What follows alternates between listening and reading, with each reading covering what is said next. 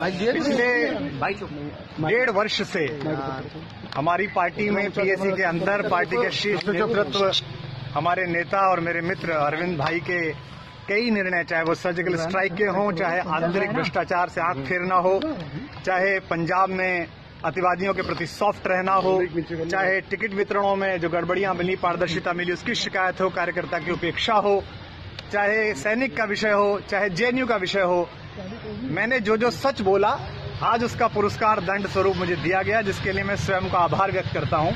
और मैं ये मानता हूं कि ये नैतिक रूप से एक कवि की, एक मित्र की, एक सच्चे आंदोलनकारी और क्रांतिकारी की जीत है। साथ ही मैं पिछले 40 वर्ष से मनीष के साथ काम कर रहे, 12 वर्ष से अरविंद के साथ काम कर रहे, 7 साल से कार्यकर्ताओं के लिए काम कर रहे और 5 साल से लगातार आम आदमी पार्टी के हर विधायक के लिए रैलियां कर करके, ट्वीट कर करके, मीडिया में बहस कर करके जिन्होंने पार्टी को आज खड़ा किया है, ऐसे महान क्रांतिकारी श्री सुशील गुप्ता जी को आंदोलनकारियों की आवाज राज्यसभा में भेजने के लिए अरविंद जी ने चुना है।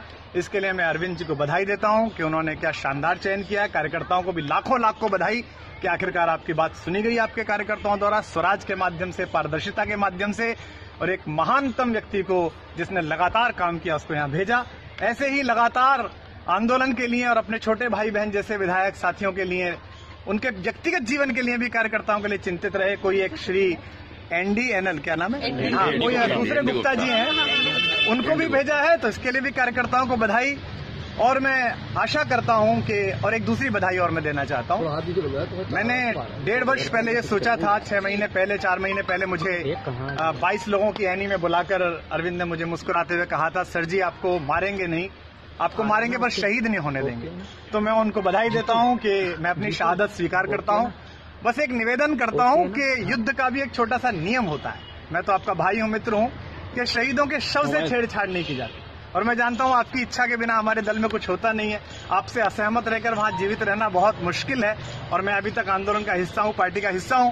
तो मैं ये अनुरोध करता हूं कि कृपया अपने चारों तरफ के आमात्यों को, मंत्रियों को, ट्विटर के वॉरियर्स को, लोगों को ये कह दें कि शहीद तो कर दिया, कोई बात नहीं, पर इस शव के साथ छेड़छाड़ ना करें। ये तो युद्ध के नियमों के भी विपरीत है। आगे से कोई ऐसी दुर्गंध न फैले, तो मैं बधाई देता हूं। और देश भर में जो करोड़ों शुभचिंतक, देश भर में जो लाखों कार्यकर्ता जो मेरे प्रति बहुत स्नेह से भरे हुए हैं, मैं उनका आभार व्यक्त करता हूं।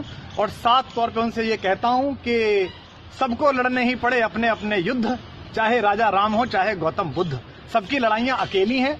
मैं अपनी लड़ रहा हूं, आप अपनी लड़ रहे हैं। और मैं बहुत बहुत शुभकामनाएं देता हूं इन दोनों महान क्रांतिकारियों को, जिनको चुनकर रामलीला मैदान की लड़ाई का प्रतिफल और निष्कर्ष नवनीत बनाकर आज देश के सर्वोच्च सदन में, जहां कभी महनीय लोग बैठे हैं, जहां अटल जी जैसे और इंदिरा जी जैसे महनीय लोगों की आवाज गूंजी है, वहां भेजने के लिए उन्हें चुना गया है। मैं अरविंद को और पूरी पार्टी के जिन लोगों ने ये तय किया है उनको बहुत बहुत बधाई।